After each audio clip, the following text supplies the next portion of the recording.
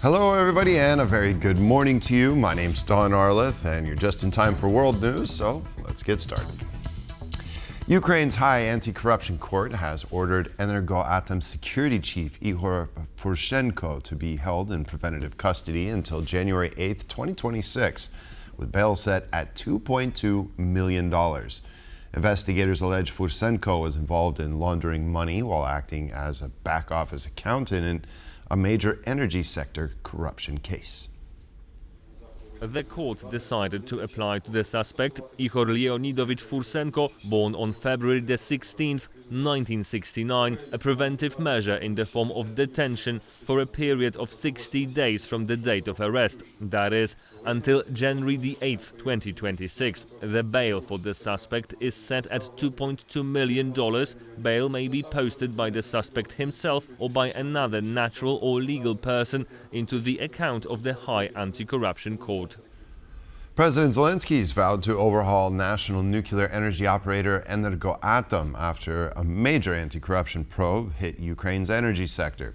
In his nightly address, he demanded full transparency and pledged his administration's support for investigators.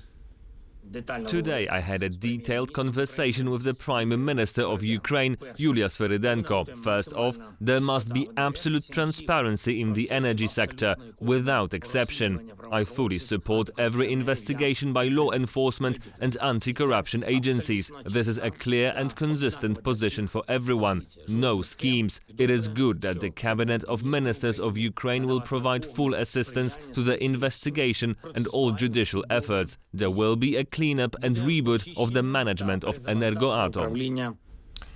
EU finance ministers meet today to decide how to fund Ukraine next year.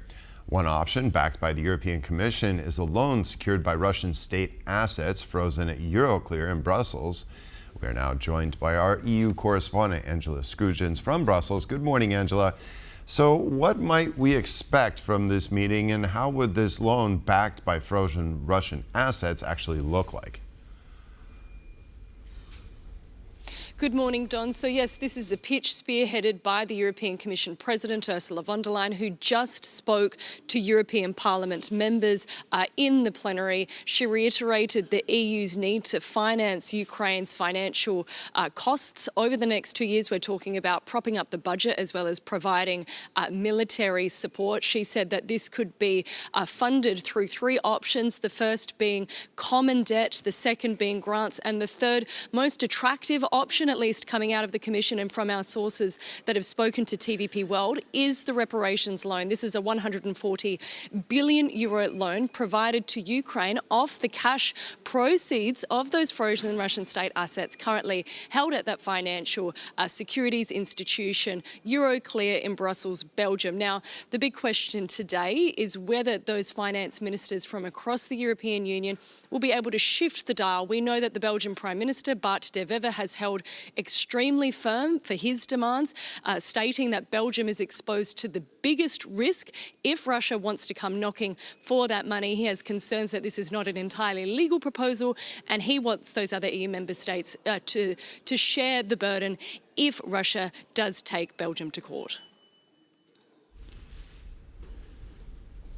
Ukraine will have to continuously work with reforms, with strengthening all parts of their society. That also applies to anti-corruption parts of the society. But there shouldn't be any doubt that there's a strong European support behind Ukraine.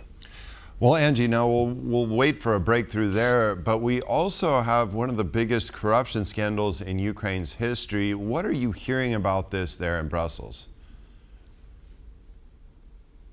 Yes, so as you just heard, that was the Danish Finance Minister, Stephanie Lose. Now, she answered a question posed by TVP World on her way into that meeting this morning regarding whether the EU's confidence for Ukraine has been rattled by that scandal laying bare on Wednesday. TVP World asked her whether the EU needs to reconsider giving Ukraine financial assistance in light of these claims regarding the misappropriation of 100 million US dollars in the energy sector there. We also put this question to the only representative from the Baltics nations earlier this morning on his way into the meeting. He's from Lithuania.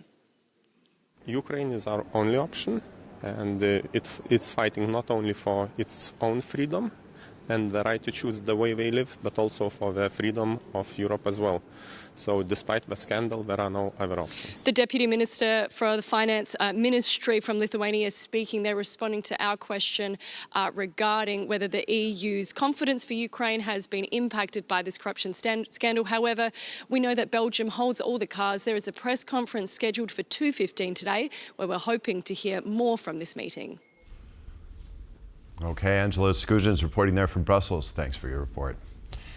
We stand with Ukraine, said Germany's finance minister Lars Klingbeil, as he announced that Berlin will support the war-torn country with an additional 3 billion euros. We have just come from budget consultations in Germany. In the finalization meeting, we will now allocate an additional 3 billion euros to strengthen Ukraine. This is important to us in Germany. We are Ukraine's biggest supporter in Europe, but we now need to find medium-term solutions for how we, as the European Union, can continue to actively support Ukraine as a whole. We are discussing what options are available. You are all aware of the discussion surrounding Russian assets, and we are now in the process of finding solutions. I am optimistic that we will succeed, but it is important that Europe also provide impetus in this area. No, we will not be intimidated by Russia. It is very clear that since the beginning of the war, attempts have been made to intimidate us.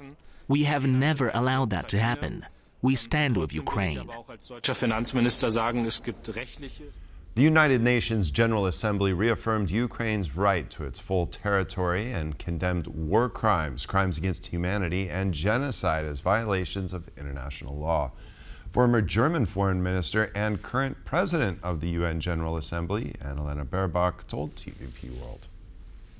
Well, in the latest resolutions, they have been repeating what they said from the beginning of this war, that Ukraine, like any other country in the world, has the right to its full territory. We had also had a debate yesterday with the International Criminal Court. They presented their yearly report, also reporting on the violation of international law with regard to the deporting of children from Ukraine territory, with regard to arrest warrants. So the General Assembly has been clear on all these cases, but as you know, the world is turning over and over again, and resolutions are being rediscussed over and over again. So it's always up to every member state to recommit to the foundations of our charter, to recommit that the war of aggression, that war crimes, that crimes against humanity, that genocide are a deep violation of international law, and that the Charter is crystal clear that the UN has to stand up for peace and security, development and human rights. Poland has every right to demand that Russian energy be phased out from Europe, says Szymon Kardasz, Senior Policy Fellow at the European Council on Foreign Relations, speaking to TVP World News tonight. We are very credible, in terms of advocating for it. And of course, due to the infrastructure that is on the ground and the infrastructure that is coming, and due to the interconnectors that were constructed, between Poland and Germany, Poland and Lithuania, Poland and Slovakia, we are in a quite good position also to offer the surplus, for instance, of natural gas that is coming to Poland to the neighboring countries, and also to countries which are neighbors of our neighbors. So so Poland actually should present its strong voice on the European in the European Union, and advocating for the implementation of sanctions and using sanctions as a good pretext to speed up the process of phasing out Russian energy companies and Russian energy from the European landscape. Almost a dozen countries joined NATO's Dash-in fall military drills in Romania on Wednesday. Our Europe correspondent Alex Cadier took part in the exercises and has more on this impressive military display.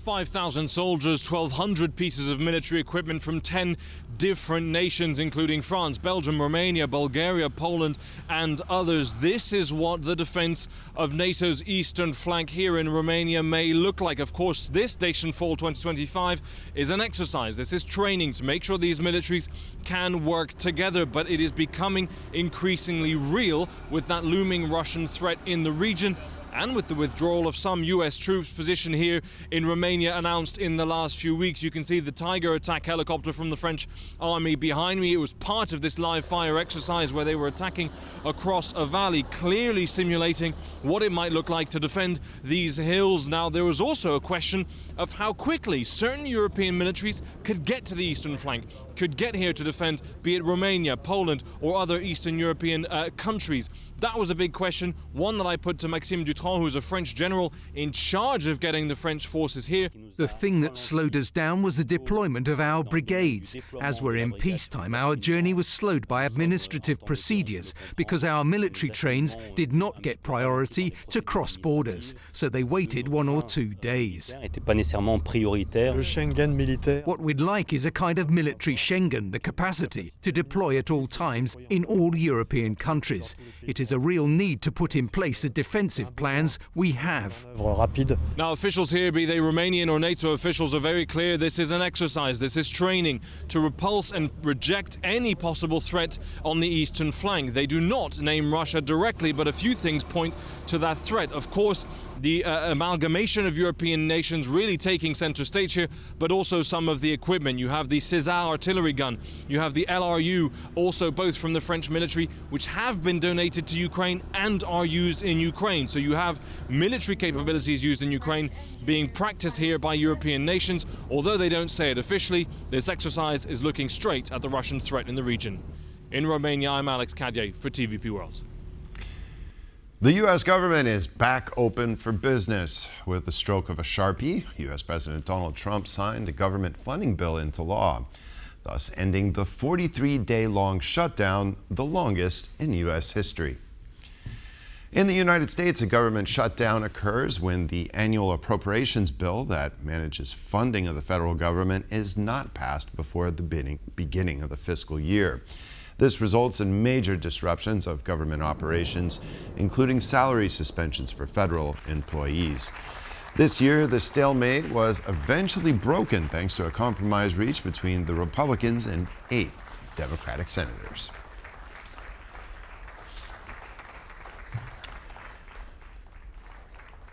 Kazakhstan's President Kassym-Jomart Tokayev went to Moscow on Wednesday to pen a new energy deal with Russia.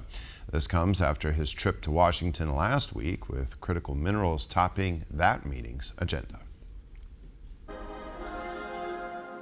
Kazakhstan's president is in demand, courted at the Kremlin on Wednesday after being welcomed at the White House last week. At stake is the country's vast mineral wealth, estimated at around 1 million tons of the elements seen as vital for the future economy, and Kazakhstan's place in the energy market. President Donald Trump called critical minerals a key priority as he hosted President Kassym-Jomart Tokayev and the leaders of 4 other Central Asian nations. And on Wednesday, President Tokayev was in Moscow inking a deal with President Putin for Russian oil supplies while providing him with coal. We agreed to strengthen our partnership in the areas of oil products, coal and electricity production, transportation and supply. We discussed in detail the prospects for gas cooperation, in particular gas supply to Kazakhstan's regions bordering Russia, as well as transit to third countries.